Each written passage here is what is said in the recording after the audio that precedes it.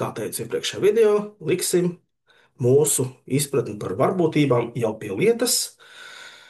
Un man patīk īstenībā taisīt šādus uzdevumus, jo tie gan nostiprina to, ko nozīmē varbūtības, gan arī ietrenē mūs simbolismā, jo daudziem tieši simboli aptur. Un tagad izlasīsim, kas mums ir dots. Mums ir dots, ka uz klases balīti ieradās 50 jaunieši. Tas nozīmē, ka principā visos gadījumos mēs reiķināsim mūsu labvēlīgos notikumus pret 50. 20 no tiem atnesa uzkodas. Tas būs notikums A. 15 no tiem atnesa kaut ko dzeramu. Tas ir notikums B.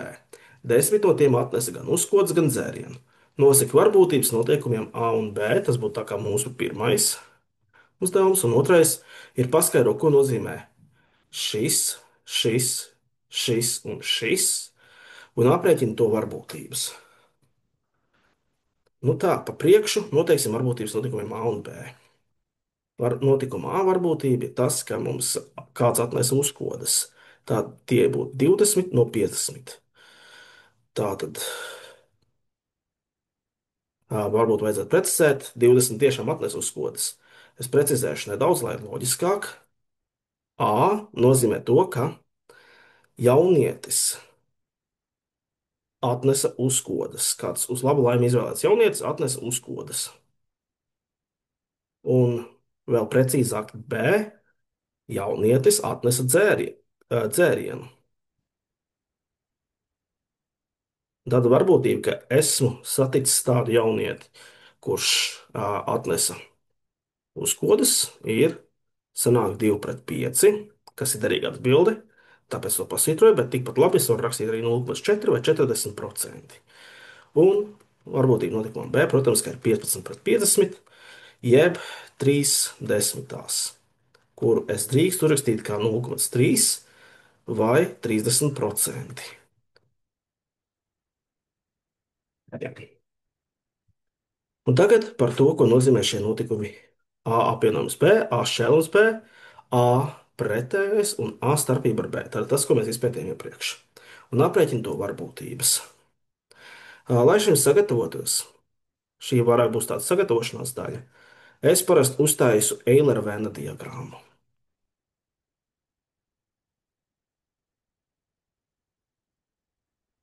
Šeit ir viss, kas atbilst notikumam A, šeit ir viss, kas atbilst notikumam B. 20 ir tādi, kas atnesuši kaut ko ēdamu, un ja gribētos varbūt to ierakstīt šeit, bet īstenībā nē. Ja mēs runājam par visiem, mēs to rakstīsim šeit. Ne citu krāsu. Varbūt tā būtu labāk. Es norādīšu, ka šeit pie B atbilst 15. Un mums ir papildu informācija. Mums ir 10 tādi, kas atnesa gan, gan. Un tas mums ļauj secināt, ja 10 ir tādi, kas atnesa gan to, man paliek 5, kas atnesa tikai dzērienu, jo kopā jābūt 15, kas nesa dzērienu. Man paliek 10, kas atnesa tikai ēdienu, jo kopā jābūt 20. Un šī ir tā sagatavošanās, kas mums palīdzēs. Un pie reizes kopā jābūt 50 jauniešiem, tad pāri paliek 25. Arī šī informācija mums palīdzēs. Nu tad skatāmies. Tātad par A un B. A apvienojums B, A vai B, tas nozīmē, ka mums iestājas vai nu A vai B. Jaunietis atnes uzkodas vai jaunietis atnes dzērienu. Un izmantojam mūsu valodas prasmes, lai uzrakstītu to īsāk. Jaunietis atnesa ēdienu vai dzērienu.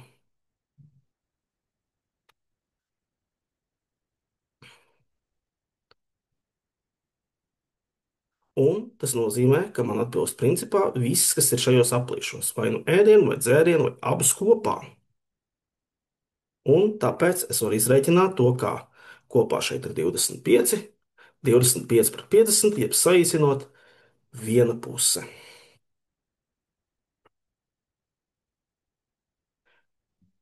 Šķēlums. Šķēlums nozīmē jaunietis atnesa gan ēdienu, gan dzērienu, gan uzkodas, gan dzērienu. Mums pat ir pateicis priekšā, tie ir 10. jaunieši, kas tā izdarīja mums par prieku, 10 50, jeb 1/5. Atceramies saīsināt. Trešais ir vienkārši A ar svītru. Tas nozīmē pretējais notikums. Tad, ja mums A ir jaunietis atnesa uzkodas, tad A ar svītru jaunietis neatnesa uzkodas, bet varbūt atnesa dzērienu. Un, ja kas, šo parasti īstenībā var ļoti viegli izrēķināt. Šim pat ir formula, kas strādās vienmēr. Tas ir vienkārši viens dalīts ar P no A. Viens mīnus P no A. Un, ja man ir zināms, ka tie 40%, 60% ir tādi, kas, protams, neatnesa. Ja, tad 3/5. Un pēdējais ir starpība. A starpība B. Jaunietis atnesa ēdienu, bet nedzērienu. Tad atnesa ēdienu, neatnesa dzērienu. Tas, protams, ir šis gadījums. Atnesa ēdienu, bet neatnesa dzērienu. Tas ir tad, ja mēs no visiem, kas atnesa uzkodas, atņemam tos, kas atnesa arī dzērienu. Paliek, protams, tikai 10 derīgi gadījumi. Esam uzmanīgi, uztaisam tādu kārtīgu slīpu svītru, citādi tas jau nozīmēs kaut ko citu. Opa. 10 20. Fui, nevis 20, bet 50 kopā, jo mums ir 50. Atceramies, mēs ņemam attiecībā pret 50. 1/5. Tā, bet jums var likties, bet paga. Ir 20 jaunieši, kas atnes ēdienu. Kā var būt tā, ka tikai katrs piektais neatnesa dzērienu, ja tikai puse no viņiem atnesa? Pusi no viņiem, tikai pusi no viņiem atnesa arī dzērienu. Atceramies, mēs salīdzinām pret pilnīgi visiem jauniešiem. Tad tu esi paņēmis vienu jaunieti no visiem 50, kuri atnesa ēdienu un neatnesa dzērienu. Ja? Lūk tā. Un es ceru, ka šāds uzdevums kopumā ļauj labāk saprast, kā strādā varbūtības, pēc kādiem principiem tās ir jārēķina.